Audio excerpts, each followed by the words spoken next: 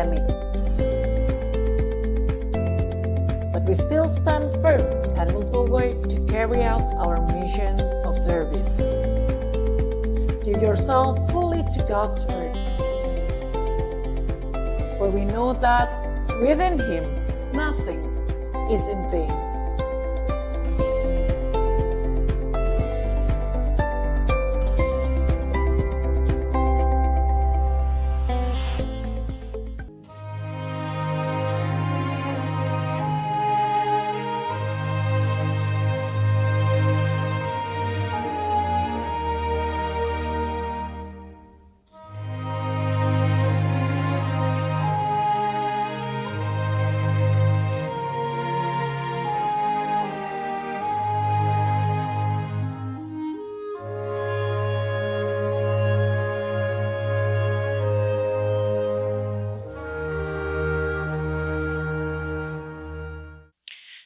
Selamat pagi jemaat sekalian. Kita bersyukur hari ini kita memperingati hari reformasi. 504 tahun yang lalu salah satu tokoh gereja yaitu Bapak Martin Luther tetap tegak memegang kebenaran firman Tuhan. Dan kita bersyukur Tuhan kita adalah Allah yang hidup, yang selalu memegang firman-Nya dan kesetiaannya.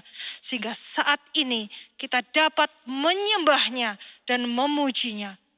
Mari jemaat sekalian, kita yang dipanggil oleh Tuhan di pagi hari ini untuk menyembah Dia. Kita datang dengan rasa penuh ucapan syukur dan rasa hormat kepada Tuhan. Dimanapun Anda berada, di Surabaya, Indonesia ataupun di luar negeri, kami menyambut dengan hangat kehadiran saudara sekalian. Selamat beribadah.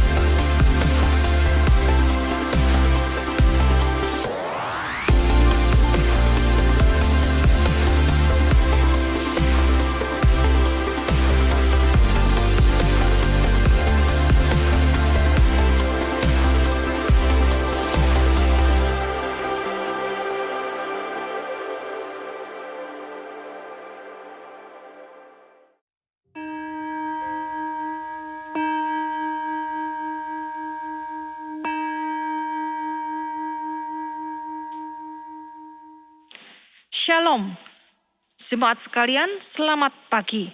Kita bersyukur setiap kita telah dipanggil oleh Allah untuk datang menyembahnya hari ini. Dan hari ini kita memperingati hari reformasi tepat 504 tahun yang lalu.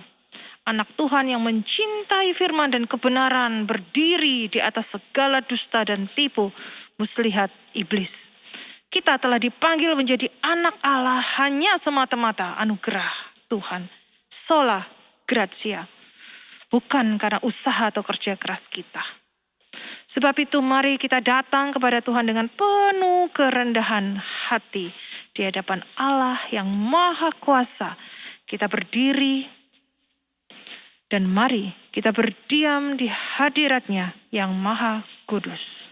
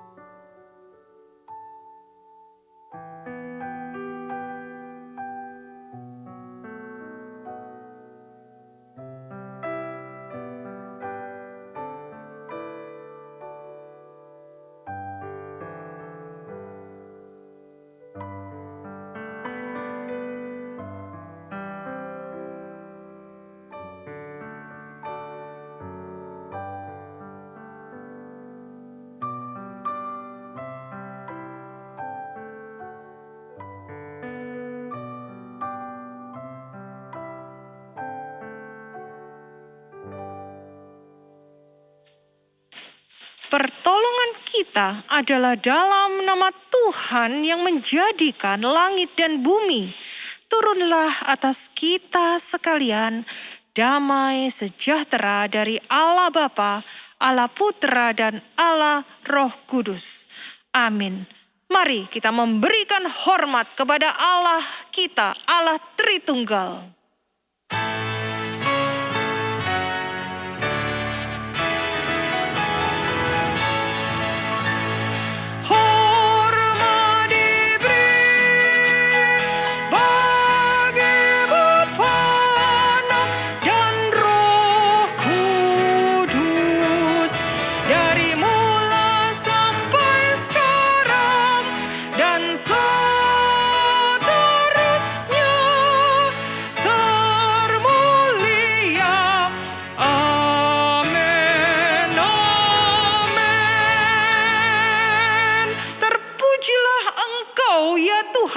Allahnya Bapa kami Israel dari selama-lamanya sampai selama-lamanya. Ya Tuhan, punyamulah kebesaran dan kejayaan, kehormatan, kemasyuran dan keagungan, ya segala-galanya yang ada di langit dan di bumi. Ya Tuhan, punyamulah kerajaan, dan Engkau yang tertinggi itu melebihi segala-galanya sebagai kepala. Sekarang, ya Allah kami bersyukur kepadamu dan memuji namamu yang agung itu. Mari jemaat sekalian, kita menghampiri tahta Allah yang maha kuasa dengan rasa hormat. Dan mari kita memuji penebus kita. Puji Tuhan Allah Sang Pencipta Maha Kuasa. Jiwaku pujilah Tuhan penebus hidupku. Mari kita menghampiri tahtanya, memuji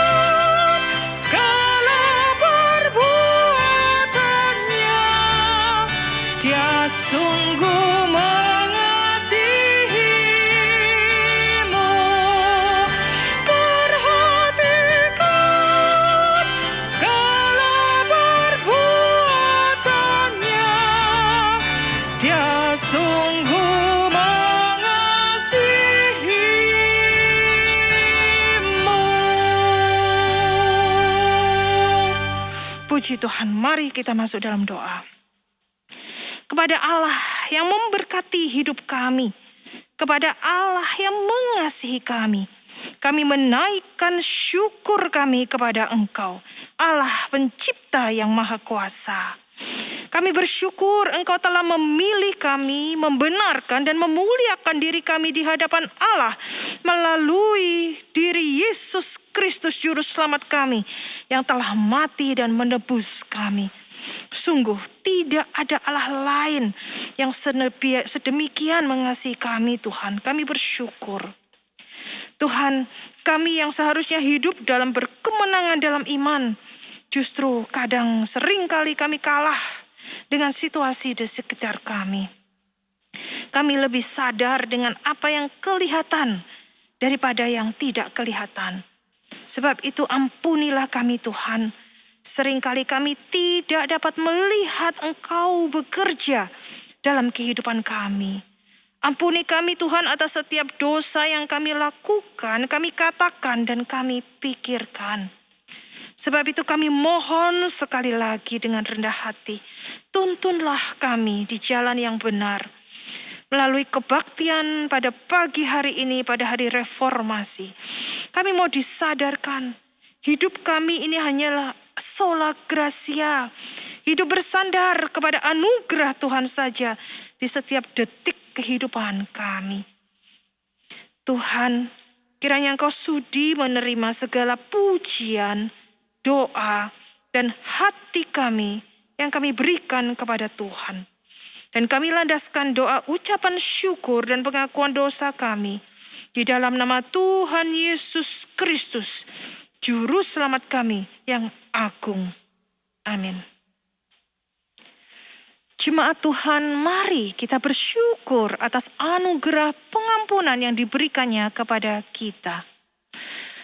Mika 7 ayat 18-19 mengatakan, siapakah Allah seperti Engkau yang mengampuni dosa dan yang memaafkan pelanggaran dari sisa-sisa miliknya sendiri, yang tidak bertahan dalam murkanya untuk seterusnya, melainkan berkenan kepada kasih setia. Biarlah Ia kembali menyayangi kita, menghapuskan kesalahan-kesalahan kita, dan melemparkan segala dosa kita ke dalam tubir-tubir laut. Berbahagialah setiap kita yang dosanya telah diampuni oleh Allah Sang Maha Pengampun. Jemaat dipersilakan duduk. Sola fide, faith alone, hanya iman. Jemaat sekalian, kita dapat selamat dan mendapatkan hidup yang kekal karena iman kepada Kristus. Faith alone, bukan karena apa yang sudah kita lakukan. Sebab itu mari kita menghidupi iman kita dengan perbuatan yang memuliakan Tuhan. Bahkan ketika di masa-masa pengujian iman sekalipun.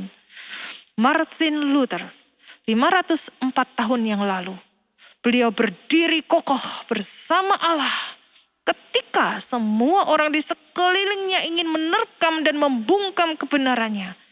Tetapi kebenaran Allah tetap hidup selama-lamanya. Mari jemaat, bersama paduan suara gabungan Gloria, kita memuji Allah kita. Ketika di dalam video nanti ada tulisan jemaat, mari kita memuji bersama. Allah kita benteng kokoh.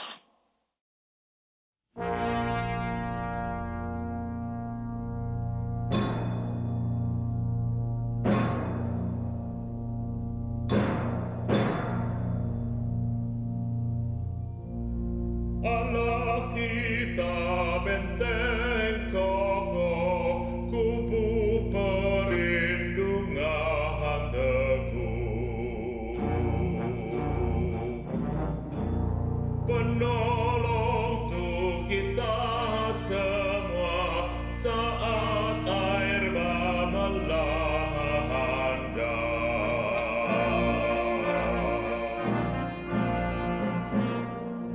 Meski musuh kejam menyerang tak henti, ngeri kuasanya dan tipu dayanya, namun Allah tetap menang.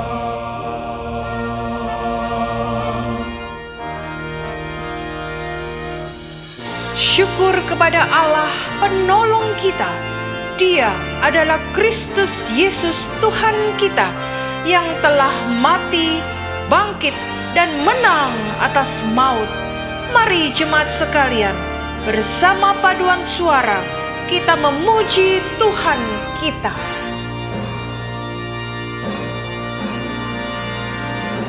Bila kita sadar diri, pastilah kita kalah. Namun manusia ilahi, Dia berpihak pada kita.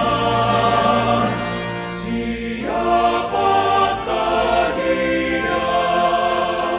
Dialah Kristus Yesus, Tuhan semesta alam. Dia tak pernah berubah. Dia menang atas musuh.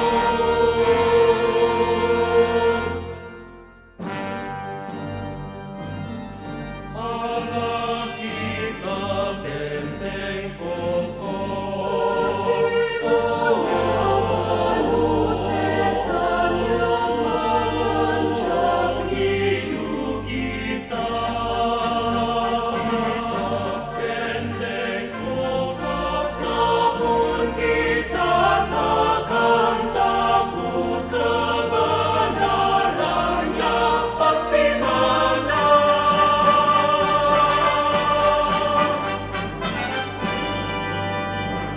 Walau setan jahat, kita tidak takut.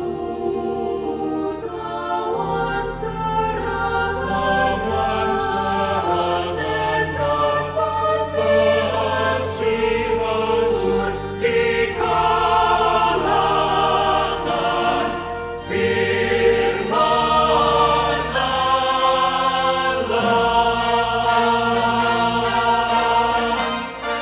Mari kita yang telah ditebusnya berdiri kokoh di atas firman Allah yang hidup dan kuat. Mari jemaat kita memuji bersama. Firman-Nya hidup dan kuat, mengalahkan kuasa dunia. Roh Kudus beserta kita, Dia terus berpihak bagi kita.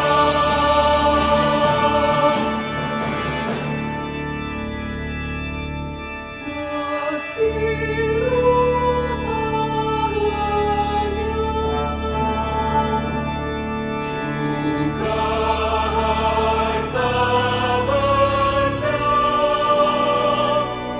tubuh pun terbunuh.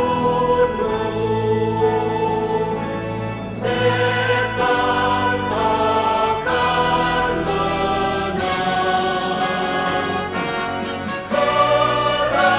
Kerajaannya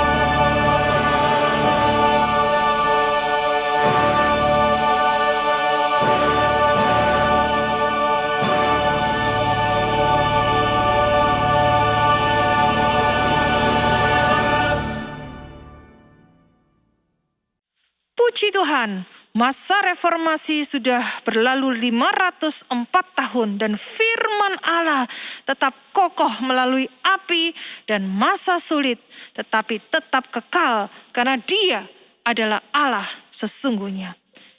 Yesus Kristus Tuhan kita adalah kebenaran yang menyelamatkan kita. Mari kita katakan dengan ucapan syukur melalui lagu ini.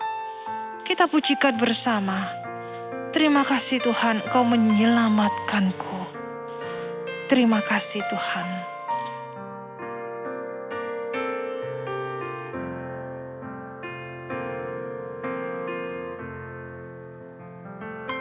Yesus, kau kebenaran yang menyelamatkanku. Kau memberikanku hidup dan pengharapan.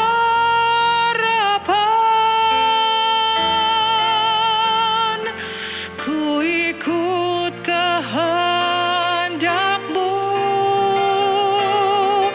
ku perlu anugerah-Mu. Ku nyatakan janjiku kepadamu.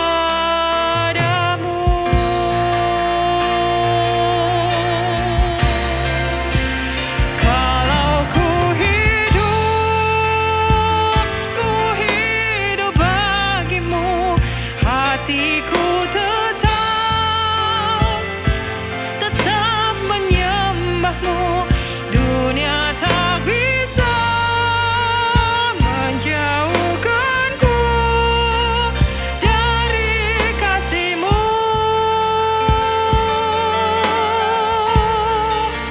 Selama ku hidup bagimu, mataku tetap memandang-Mu.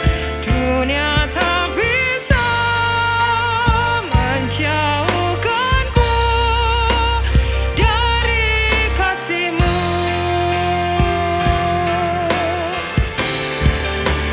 Kalau ku hidup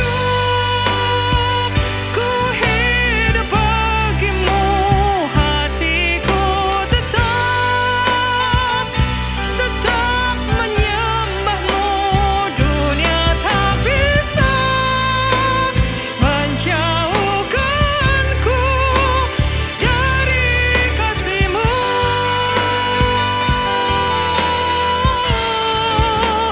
Selama ku hidup bagimu, mataku tetap memandang-Mu. Dunia tak bisa menjauhkanku dari kasih-Mu.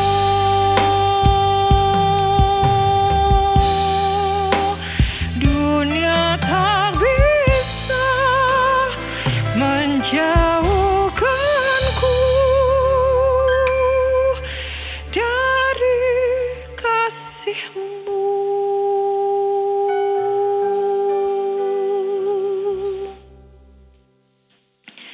Ya Tuhan, kami klaim janji Tuhan di dalam Roma 8. Tidak ada seseorang pun, tidak ada segala sesuatu yang menceraikan kami dari kasih Tuhan. Kami sungguh bersyukur Tuhan, anugerah-Mu yang menyelamatkan kami selama-lamanya. Kami tidak masuk di dalam maut, tetapi kami berpindah dalam hidup kekal, berpindah dalam hidup terang. Dan kami bersyukur ada firman Allah yang kekal selama-lamanya, yang menuntun hidup kami hari demi hari, detik demi detik. Engkau tidak pernah meninggalkan kami. Terima kasih Tuhan untuk anugerah Tuhan yang berlimpah dalam hidup kami. Tuhan, kami menyerahkan iman kami. Kami berdoa untuk keluarga-keluarga jemaat Gloria. Dalam masa-masa yang sulit, Engkau tetap memberkati mereka dan iman mereka tetap teguh di dalam firman Tuhan. Bukan di atas dasar yang lemah, tetapi di atas dasar yang kokoh. Tuhan, kami juga berdoa untuk anak-anak kami generasi penerus. Kami berdoa kiranya setiap kami boleh menjadi teladan iman yang hidup yang baik bagi mereka. Sehingga mereka boleh meneruskan iman mereka kepada Tuhan. Dan Tuhan juga akan memakai setiap mereka menjadi terang bagi dunia yang dalam gelap ini. Tuhan, kami juga berdoa Tuhan, untuk masa-masa COVID yang sudah melandai turun ini. Kami berdoa kiranya setiap kami boleh menjaga proses kesehatan ini, sehingga kami juga boleh bersama-sama menjaga.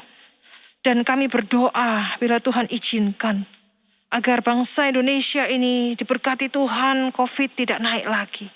Tetapi kalaupun COVID naik, Tuhan tolong kami untuk dapat facing, untuk dapat bersama-sama untuk menjaga kesehatan kami sehingga kami boleh tetap hidup dan kami boleh tetap memuliakan Tuhan selama kami ada nafas di dunia ini. Tuhan, kami menyerahkan untuk hari reformasi pada hari ini. Kami berdoa agar banyak gereja-gereja Tuhan yang mau dihidupkan, dibangkitkan untuk kebenaran firman Tuhan. Sehingga jemaat Tuhan boleh diajarkan iman, doktrin yang benar, yang sesuai dengan firman Tuhan. Terima kasih Tuhan. Kami serahkan untuk segala doa syafaat ini dan kami membawanya hanya di dalam doa Bapa kami. Bapa kami yang ada di dalam surga, dikuduskanlah namamu, datanglah kerajaanmu, jadilah kehendakmu di bumi seperti di sorga. Berikanlah kami pada hari ini makanan kami yang secukupnya, dan ampunilah kami akan kesalahan kami, seperti kami juga mengampuni orang yang bersalah kepada kami. Dan janganlah membawa kami ke dalam pencobaan, tetapi lepaskanlah kami daripada yang jahat. Karena Engkaulah yang empunya kerajaan dan kuasa dan kemuliaan sampai selama-lamanya. Amin. Mari jemaat, kita berdiri di tempat kita masing-masing dan mengucapkan pengakuan iman rasuli. Dan karena hari ini hari reformasi, maka saya mengajak setiap kita untuk menaruh tangan kanan di dada kita dengan mengucapkan pengakuan iman rasuli dengan sungguh-sungguh. Aku percaya kepada Allah, Bapa yang Maha Kuasa, Khalik langit dan bumi, dan kepada Yesus Kristus anaknya yang tunggal, Tuhan kita, yang dikandung dari Roh Kudus, lahir dari anak darah Maria, yang menderita sengsara di bawah pemerintahan Pontius Pilatus, disalibkan, mati, dan dikuburkan, turun ke dalam kerajaan maut.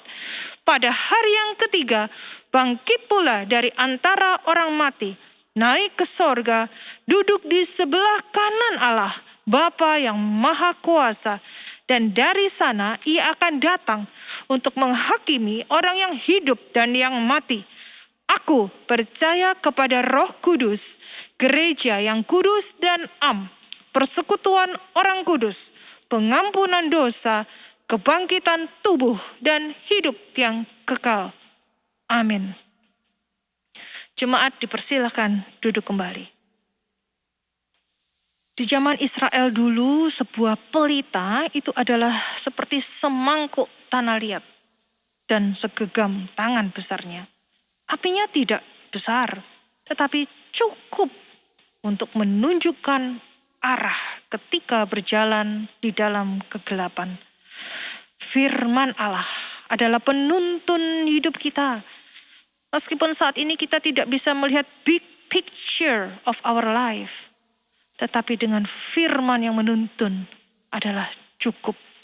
Sola scriptura. Hanya oleh firman Tuhan kita dapat berdiri kokoh. Bahkan di saat kita kehilangan arah dan pegangan.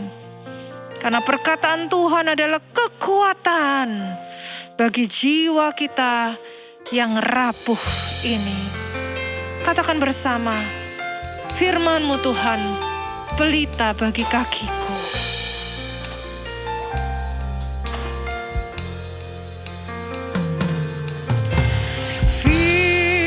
Firman-Mu pelita bagi kakiku, terang bagi jalanku. Firman-Mu pelita bagi kakiku,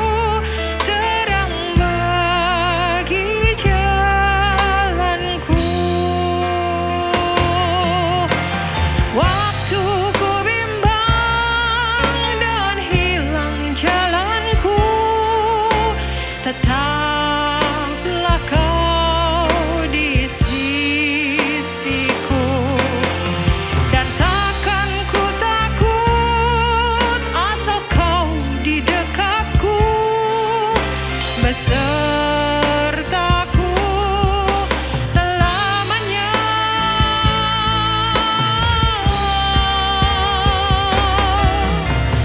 Firman-Mu pelita bagi kakiku, terang bagi jalanku.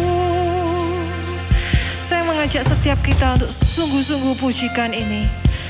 Kita katakan dengan sikap berdoa, terima kasih Tuhan.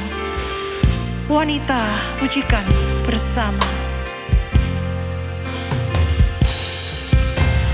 Firman-Mu pelita bagi kakiku, terang bagi jalanku.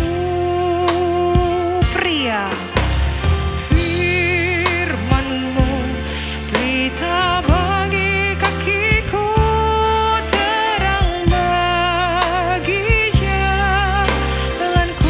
Bersama katakan, waktu ku bimbang dan hilang jalanku, tetaplah kau di sisiku, dan takkan ku takut asal kau di dekatku, besertaku selamanya.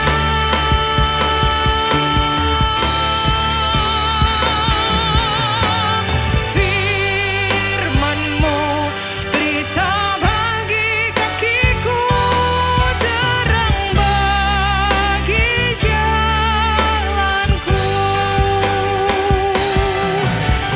Firman-Mu pelita bagi kakiku, terang bagi jalanku.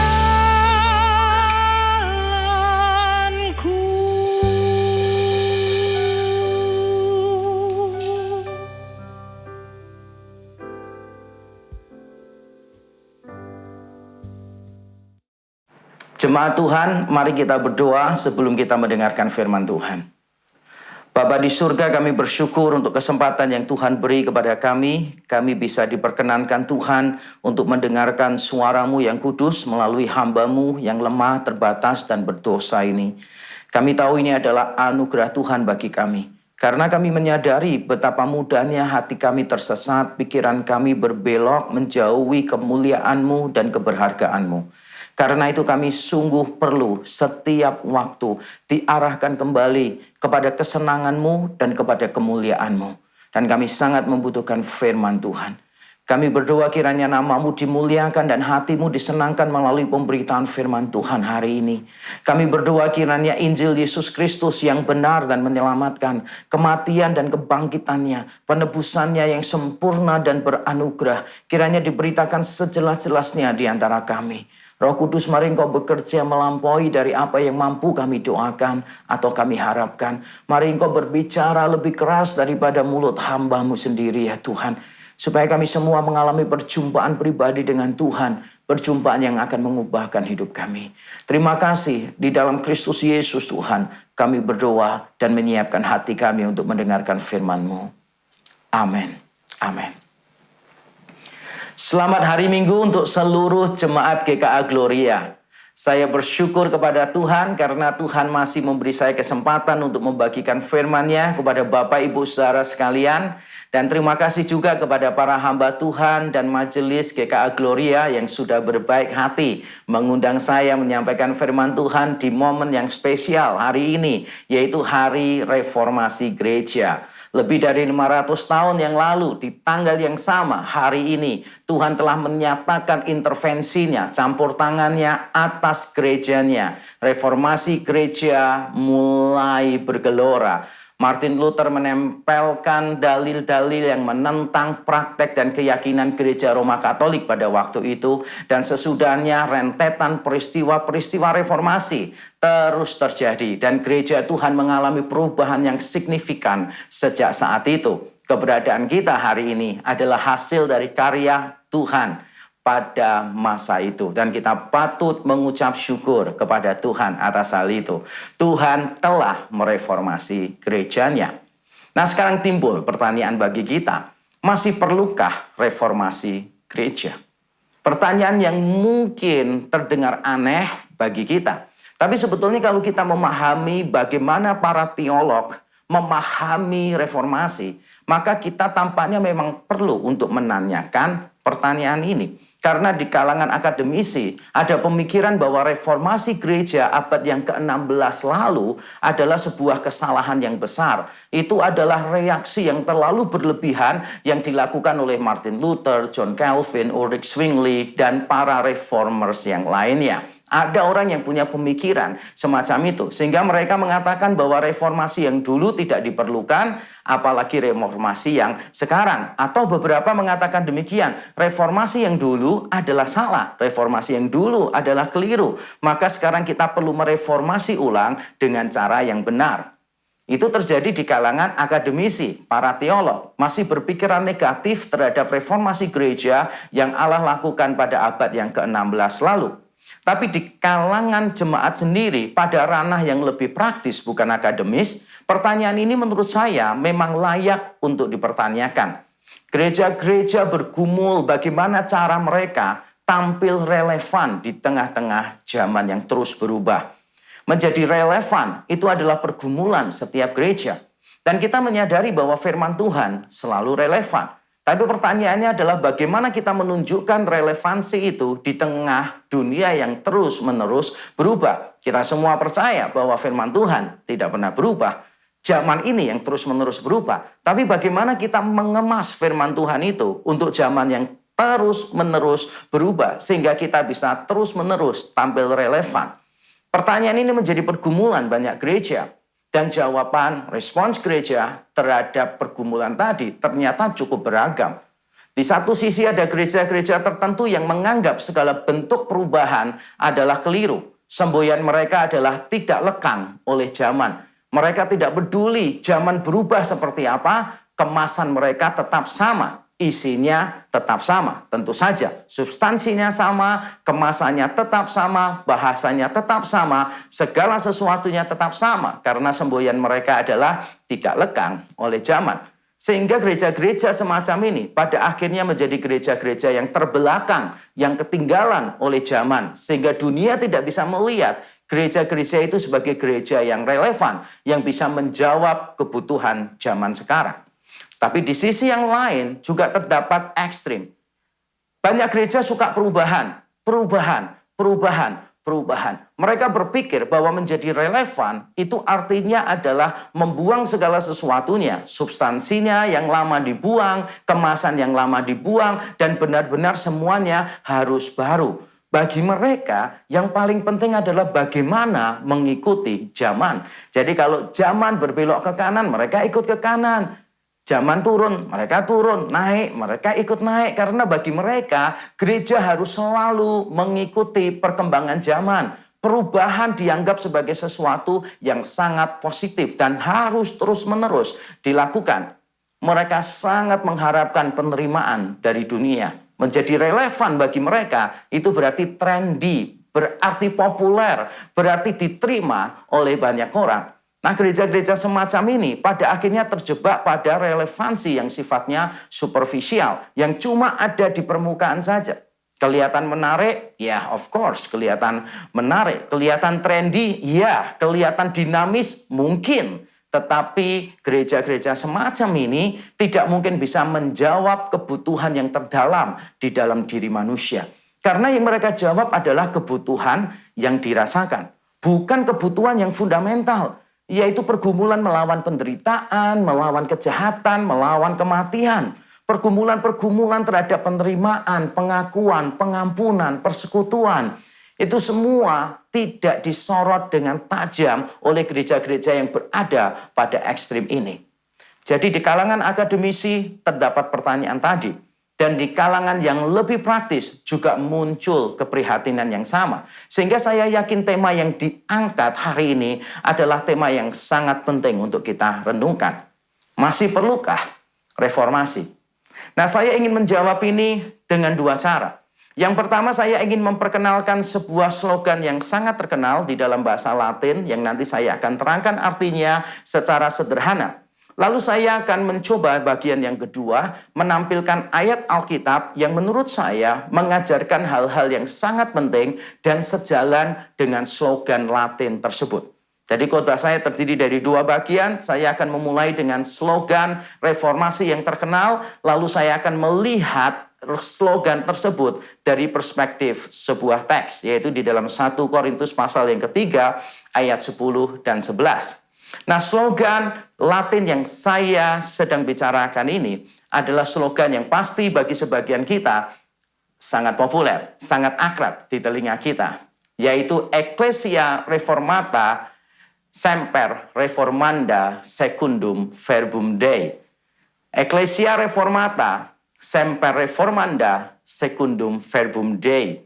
Nah, kalau diterjemahkan Ecclesia Reformata berarti gereja yang telah direformasi. The Church Reformed, ada ED-nya di sana. The Church Reformed. Kemudian Semper Reformanda, yang oleh banyak orang diterjemahkan always reforming.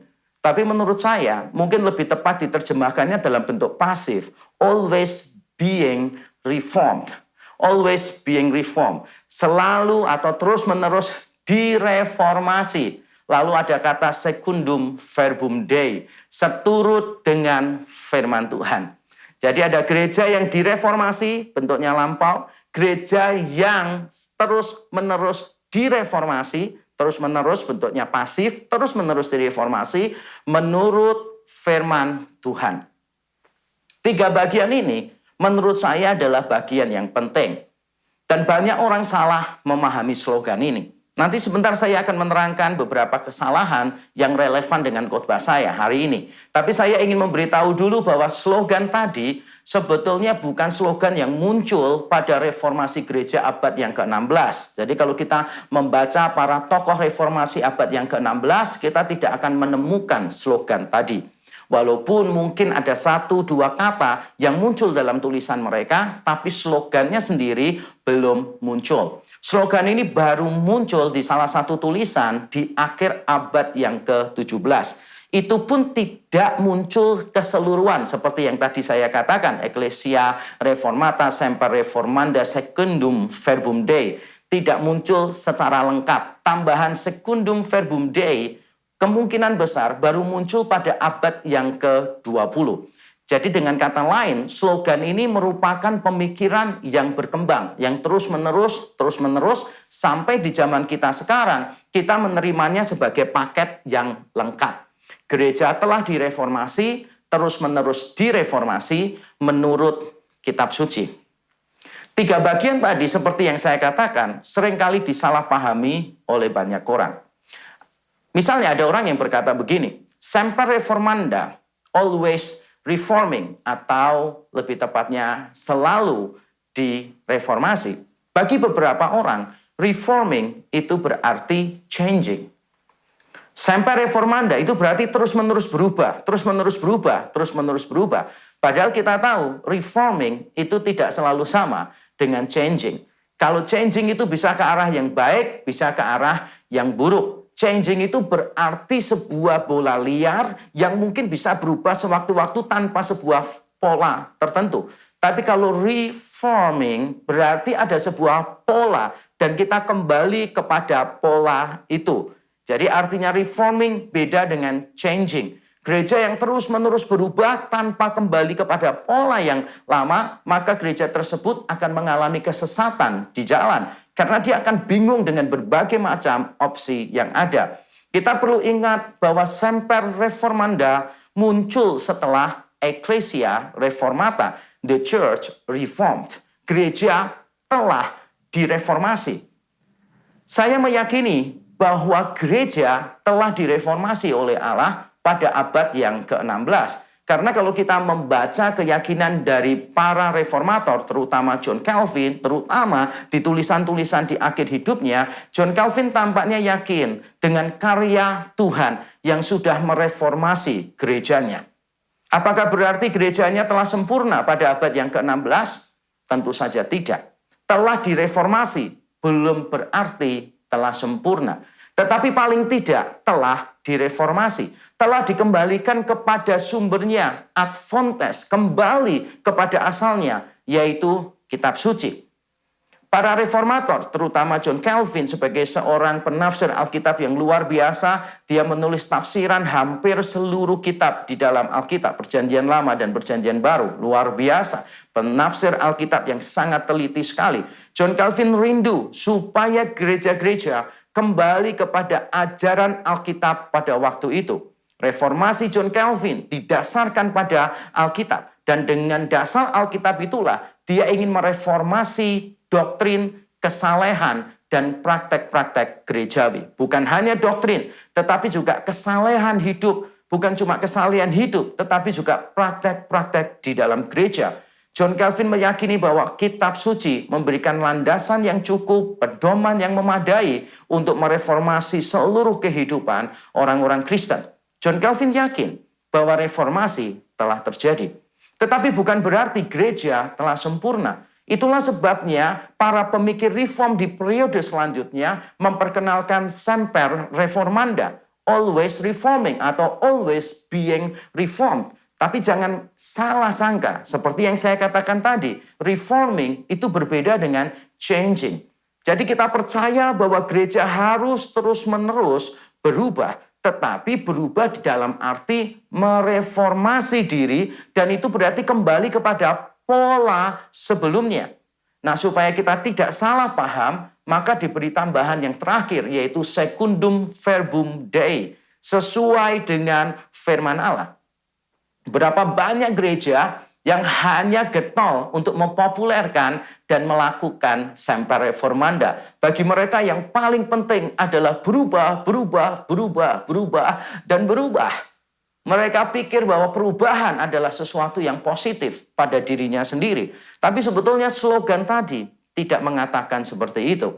Perubahan kita itu diapit oleh dua kebenaran. Semper reformanda diapit oleh dua kebenaran, yaitu Ecclesia Reformata, bahwa gereja dulu telah direformasi oleh Allah seturut dengan firman Tuhan. Dan semper reformanda juga diapit oleh secundum verbum Dei, seturut dengan firman Tuhan. Jadi bagaimana kita sekarang? Apakah kita merengkuh perkembangan zaman? Tentu saja. Tapi tidak kalau kita harus mengorbankan kebenaran firman Tuhan. Nah, prinsip ini sebetulnya sejalan dengan apa yang akan kita bahas di dalam 1 Korintus 3 ayat 10 dan 11. Izinkan saya membaca untuk Bapak, Ibu, Saudara sekalian. 1 Korintus 3 ayat 10 dan 11. Sesuai dengan kasih karunia Allah yang dianugerahkan kepadaku, aku sebagai seorang ahli bangunan yang cakap telah meletakkan dasar dan orang lain membangun terus di atasnya. Tetapi tiap-tiap orang harus memperhatikan bagaimana ia harus membangun di atasnya. Karena tidak ada seorang pun yang dapat meletakkan dasar lain daripada dasar yang telah diletakkan, yaitu Yesus Kristus.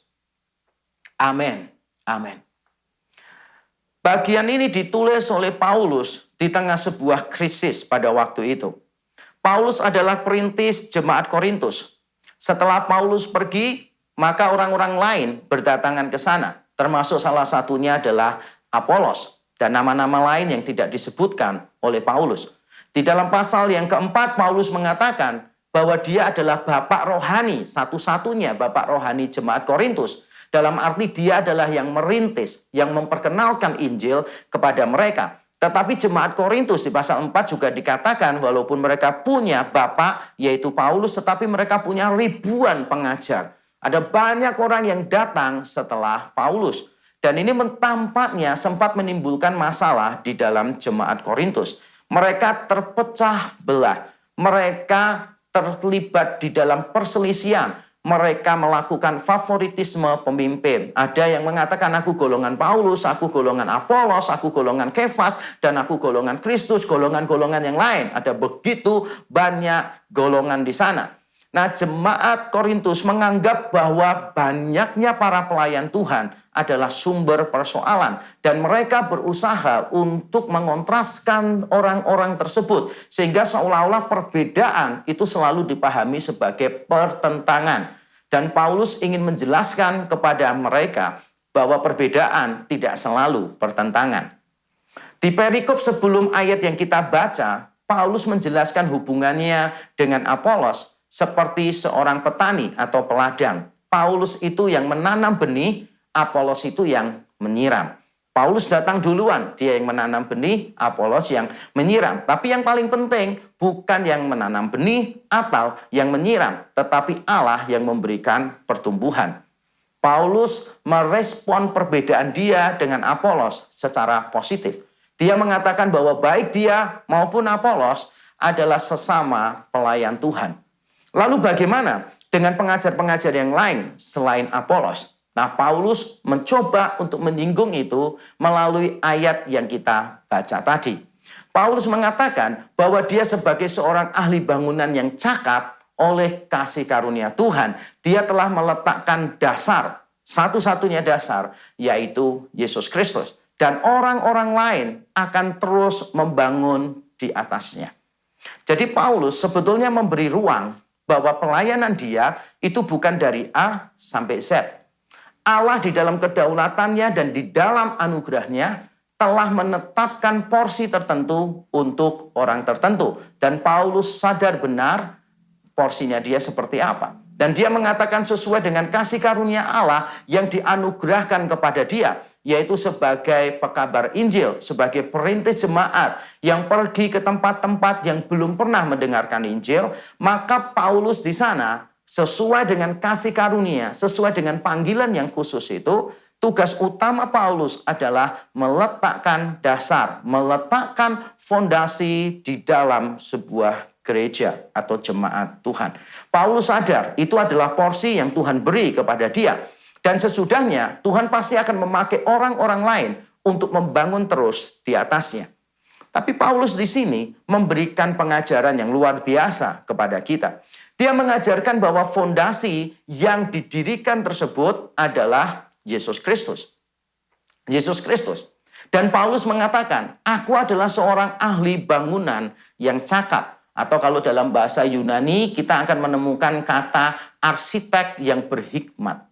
Tapi jangan keliru, kata arsitek di sana tugasnya beda dengan arsitek zaman sekarang. Kalau zaman sekarang ilmu semakin berkembang, arsitek tugasnya cuma menggambar saja, tidak turut membangun bangunannya. Itu diserahkan pada ranah sipil gitu, kontraktor yang melaksanakannya. Tetapi pada zaman dulu seorang arsitek biasanya membangun dari A sampai Z.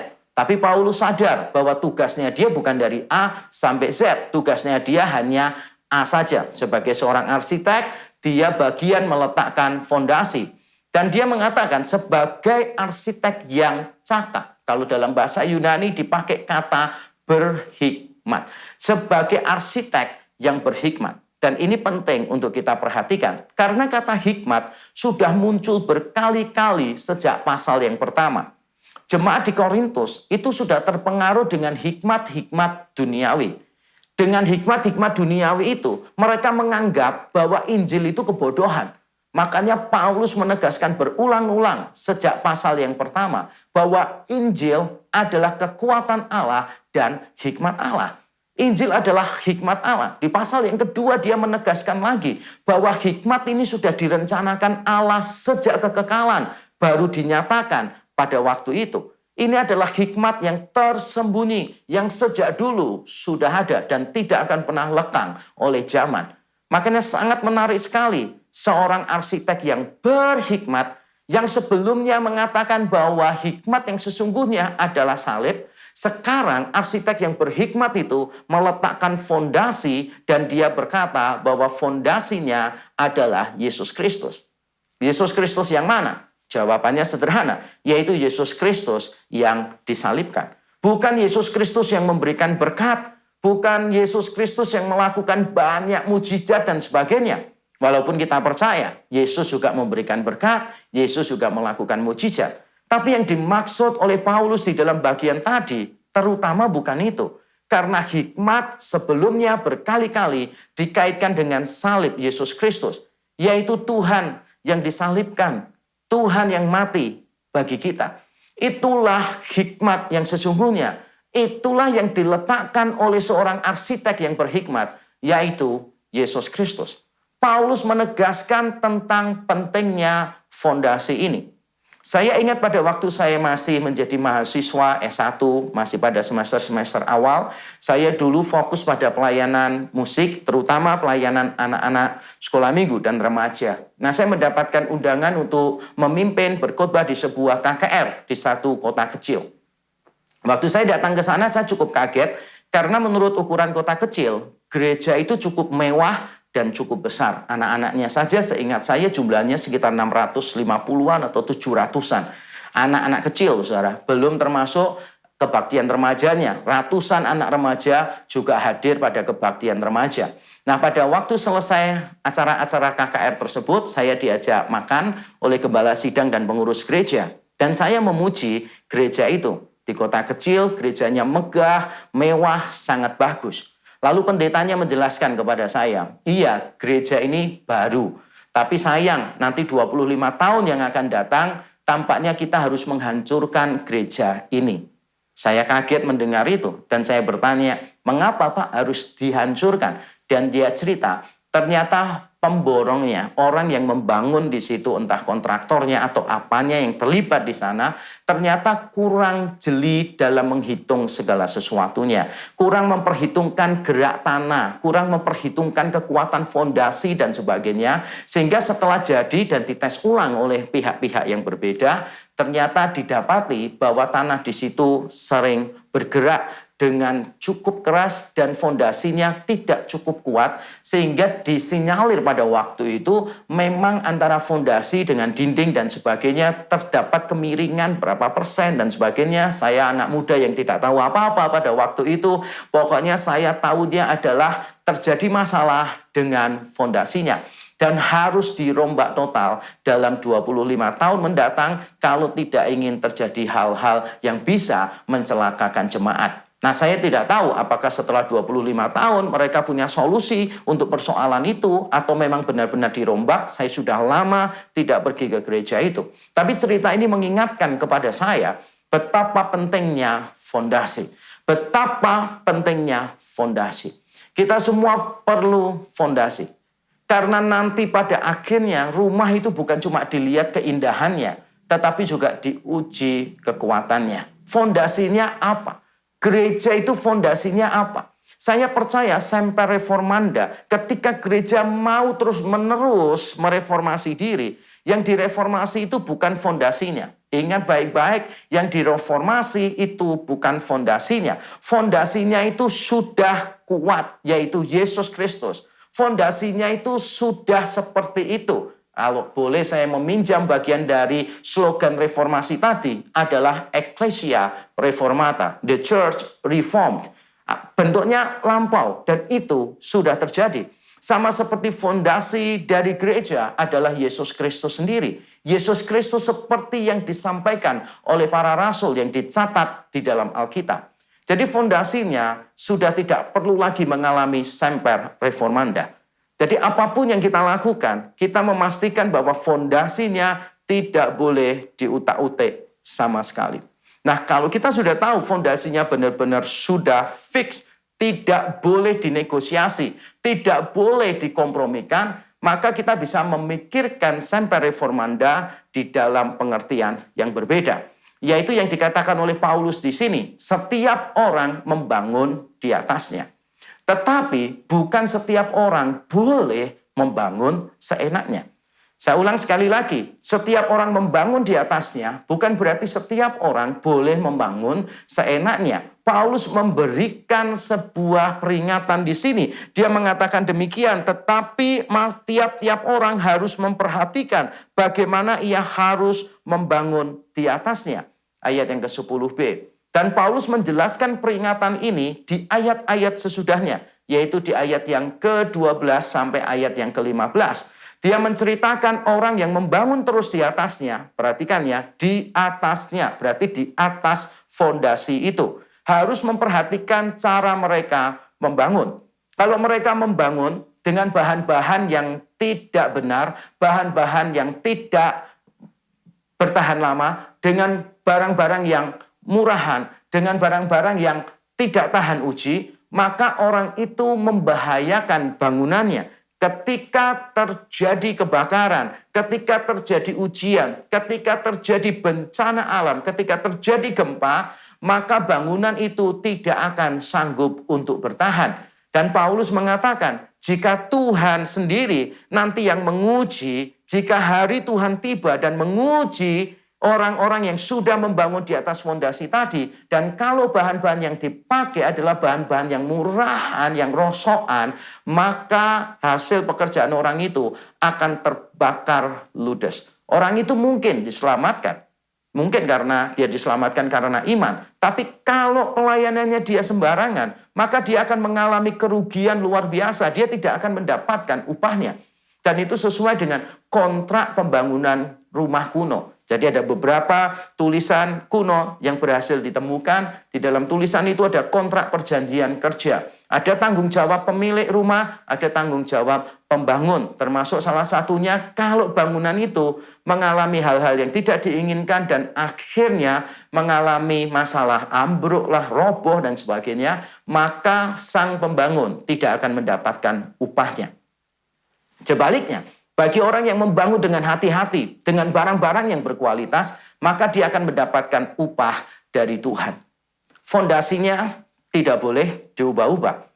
Yang harus mengalami semper reformanda itu bukan fondasinya sekali lagi, tetapi dinding-dindingnya, jendela-jendelanya, pintunya, atapnya. Kita berhak, kita diberi panggilan bahkan untuk membangun terus di atasnya. Tetapi bukan berarti kita bisa seenaknya membangun seperti yang kita mau. Ketika kita menjadi pelayan di gereja, maka kita harus melayani Tuhan dengan sungguh-sungguh. Ketika kita memberi kontribusi kepada gereja dalam arti umat Tuhan dimanapun, bukan cuma di dalam gereja, tapi juga di luar gereja, kita harus melakukannya dengan penuh kesungguhan. Apapun yang kita lakukan, whatever we do in our ministry, in the church or outside of it, kita harus melakukannya dengan penuh kesungguhan. Kita tidak boleh main-main di dalam pelayanan karena pada akhirnya Tuhan akan menguji pelayanan pekerjaan setiap orang.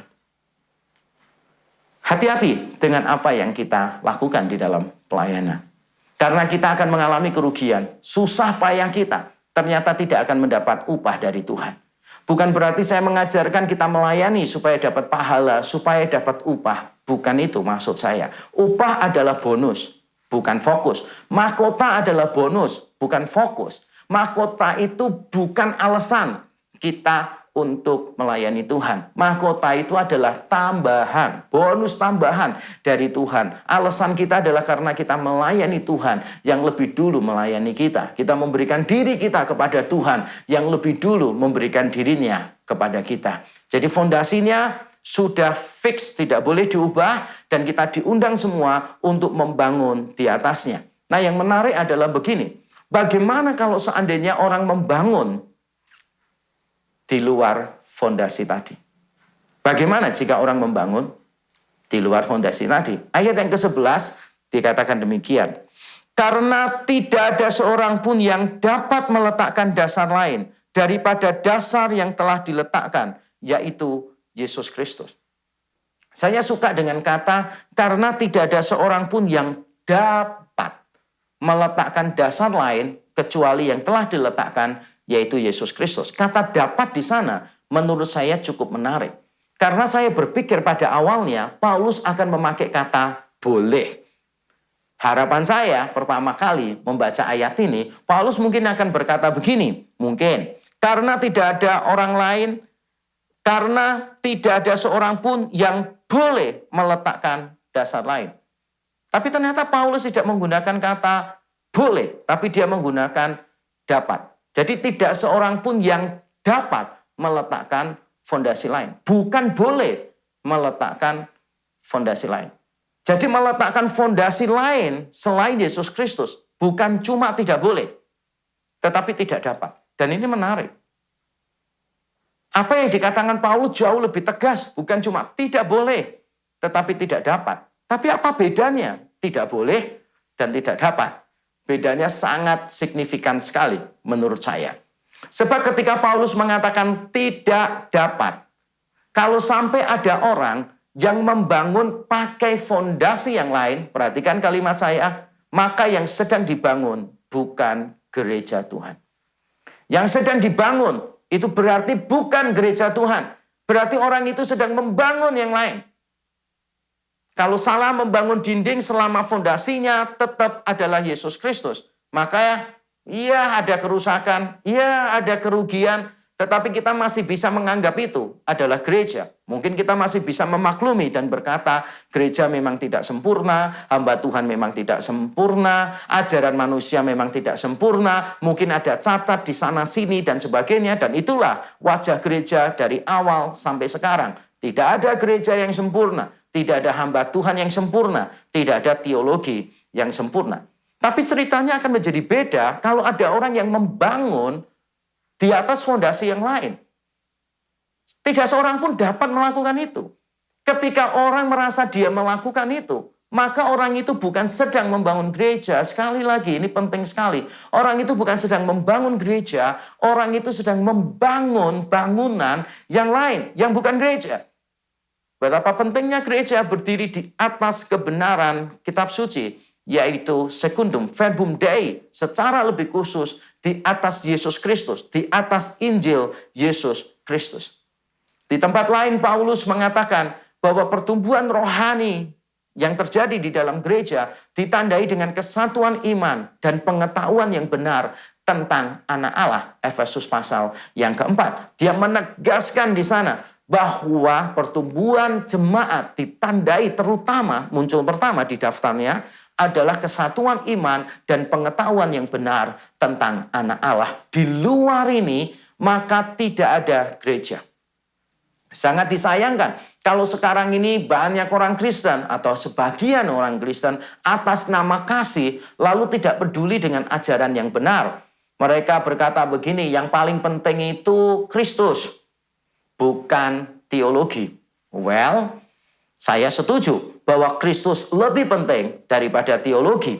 Tetapi yang tidak diketahui oleh orang-orang itu adalah Kristus seperti apa yang mereka yakini. Saya pernah berjumpa dengan orang semacam itu dan saya bertanya, Kristus seperti apa yang seharusnya kita yakini? Dan dia mengatakan Kristus yang adalah Tuhan. Kristus yang mati di atas kayu salib. Kristus yang bangkit dari antara orang mati. Roma 10 ayat 9 dan 10. Lalu saya mengatakan itu adalah teologi. Itu adalah teologi. Jadi seharusnya kita tidak mengatakan yang penting Kristus, bukan teologi. Karena pemahaman kita tentang Kristus adalah sebuah teologi.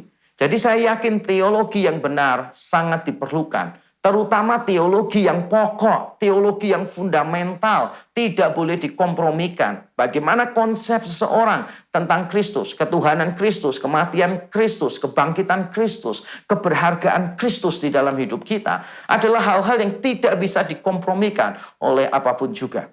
Dalam hal-hal yang pokok semacam ini, kita harus sama. Di dalam hal-hal yang tidak pokok, kita boleh berbeda. Di dalam segala hal adalah kasih. Tapi saya mau menggarisbawahi bagian yang awal. Untuk hal-hal yang pokok, yang tidak bisa dikompromikan, kita harus sama. Yaitu tentang Yesus Kristus. Jangan sampai kita mempercayai Yesus yang lain. Kalau ada orang yang membangun, katanya membangun, tetapi di atas fondasi Yesus yang lain, maka orang itu bukan sedang membangun gereja. Dan orang itu sedang menjadikan dirinya musuh Allah. Di hari reformasi ini, saya mengajak setiap kita, hamba Tuhan, pengurus gereja, jemaat Tuhan, untuk memikirkan kembali arah gereja ini. Mau kemana gereja ini? Bagaimana gereja ini akan menjawab kebutuhan zaman yang selalu ada di depan mata? Apakah kita akan berdiam diri saja, mengatakan gereja tidak lekang oleh zaman, kita tidak melakukan apapun, kita tidak mau berubah sama sekali? Atau justru kita terjebak pada kesalahan yang lain. Kita terus-menerus berubah tanpa tahu patokan untuk berubah. Tapi kita bersyukur hari ini Tuhan mengingatkan kita bahwa kita punya fondasi, punya pola yang tidak mungkin dikompromikan. Tapi kita juga punya ruang untuk perubahan. Kita punya ruang untuk bermanuver. Kita punya ruang untuk berimprovisasi. Kita punya ruang untuk beradaptasi. Kita punya ruang untuk menciptakan kemasan-kemasan yang baru. Maka saya menantang setiap gereja Tuhan untuk membuka mata, melihat kebutuhan-kebutuhan yang ada di depan mata, untuk mencermati perkembangan zaman ini. Sehingga kita bisa tampil lebih relevan, lebih bisa menjangkau banyak orang. Dan saya menantang setiap gereja Tuhan juga untuk berani berkata, oke, yang ini adalah kemasan, tidak penting, kita bisa ubah. Tapi yang ini adalah substansi, ini penting, tidak boleh dikompromikan.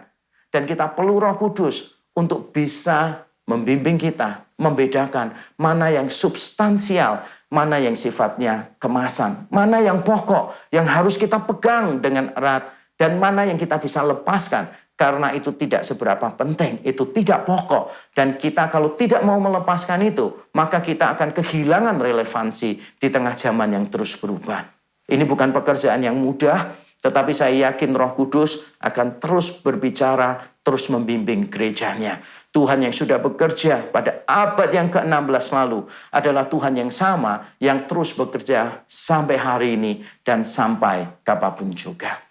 Mari kita berdoa bersama-sama. Bapa di surga, terima kasih untuk firman-Mu yang sudah mengingatkan kami bahwa kami terus-menerus perlu untuk direformasi. Kami tidak boleh cepat puas dengan keadaan kami. Kami terus membuka mata, melihat perkembangan zaman dan menjawab tantangan-tantangan yang baru yang muncul. Tapi pada saat yang sama kami juga bersyukur Tuhan mengingatkan kami supaya kami tidak terus-menerus berubah tanpa patokan yang jelas. Karena fondasi sudah diletakkan, yaitu Yesus Kristus.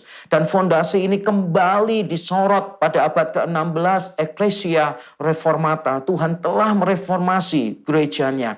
Kiranya Tuhan menolong kami ketika kami berubah, ketika kami mereformasi diri, ketika kami terus beradaptasi dengan situasi yang baru. Ajar kami Tuhan menjadi orang-orang yang tegas, yang tidak mengkompromikan hal-hal yang substansial. Tapi tolong kami juga menjadi gereja-gereja yang cukup fleksibel untuk mengadaptasikan hal-hal yang tidak penting. Tolong kami supaya kami tidak bertengkar, berselisih untuk hal-hal yang tidak penting. Kami rela melepaskan hal-hal yang tidak penting supaya kami bisa menjangkau sebanyak mungkin orang kepada Injil. Terima kasih Tuhan. Kami tahu ini proses yang tidak mudah, karena itu kami mohon belas kasihan Tuhan, hikmat Tuhan atas kami. Di dalam Kristus Yesus Tuhan kami berdoa dan bersyukur. Amin. Tuhan memberkati kita.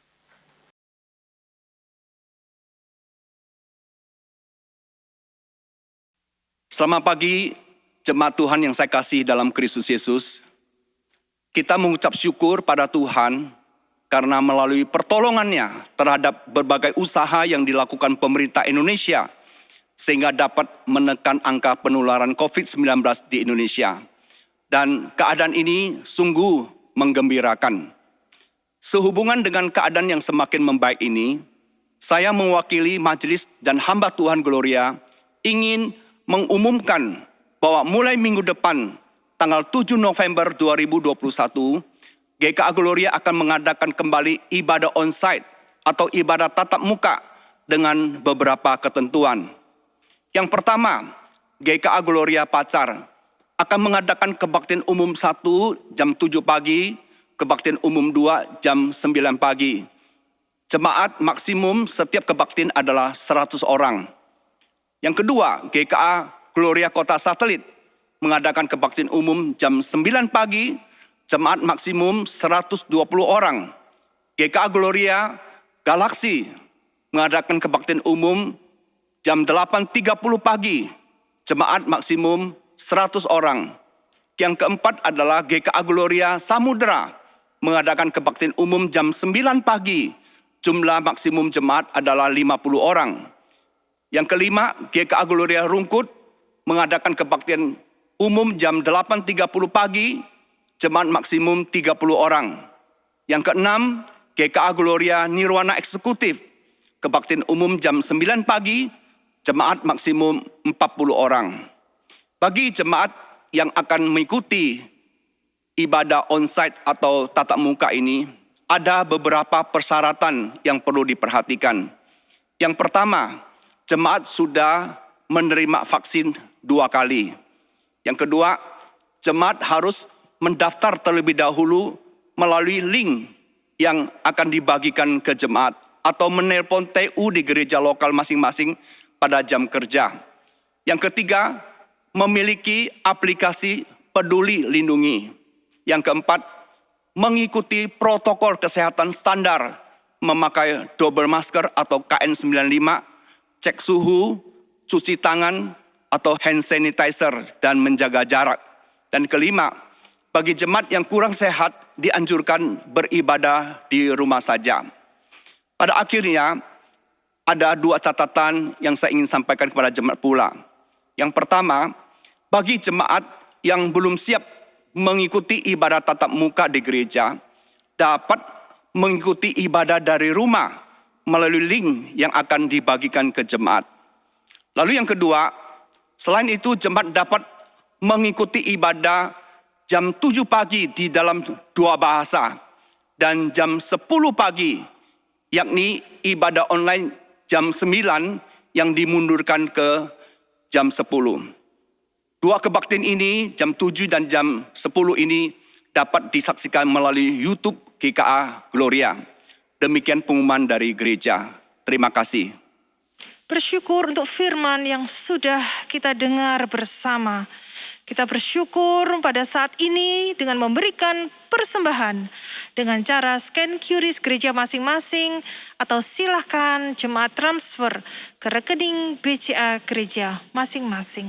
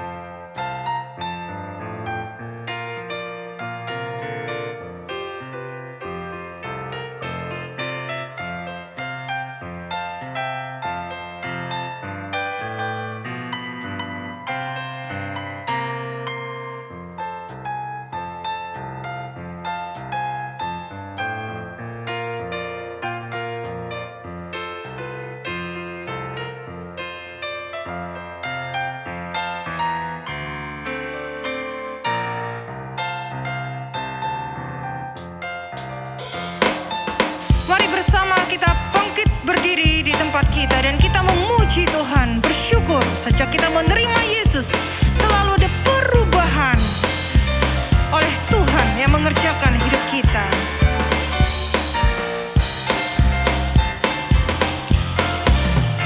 Hidupku ada perubahan yang ajaib sejak Yesus di hatiku. Jiwaku rindu pencerahan terangnya sejak Yesus di hatiku. Sejak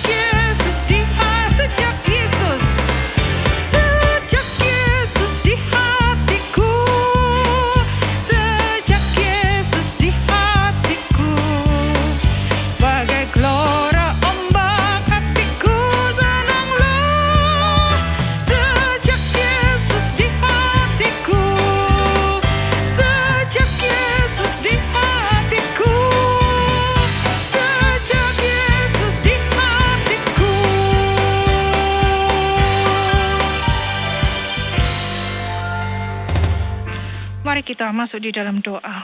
Ya Tuhan, sejak kami menerima anugerah keselamatan itu, kami bersyukur Allah Roh Kudus memimpin hidup kami, sehingga kami boleh terus diubahkan menjadi seperti dan serupa Kristus.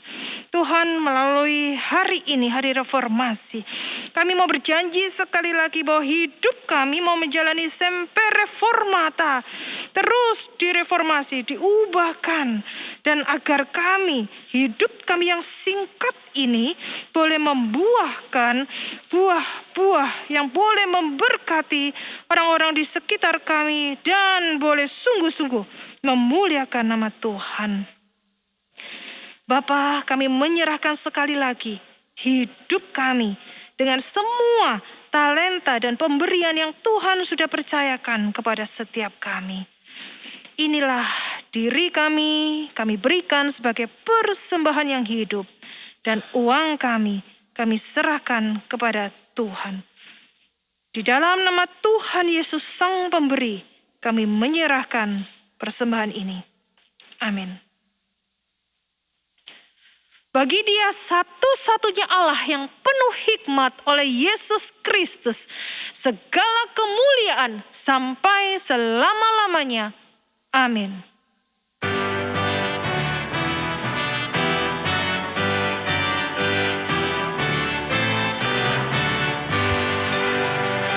Puji Allah Bapa Putra, puji Allah Roh Kudus, ketiganya yang esa, pohon selamat sumber berkat. Amin.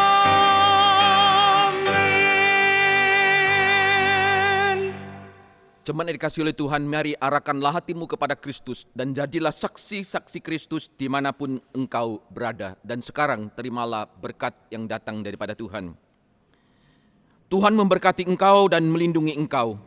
Tuhan menyinari engkau dengan wajah-Nya dan memberi engkau kasih karunia.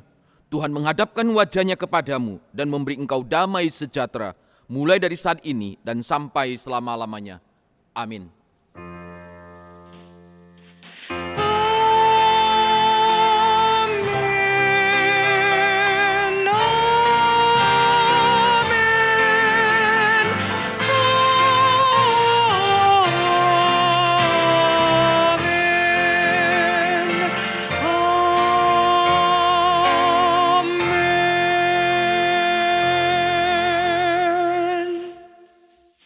Ibadah kita sampai di sini, jemaat dipersilakan duduk kembali.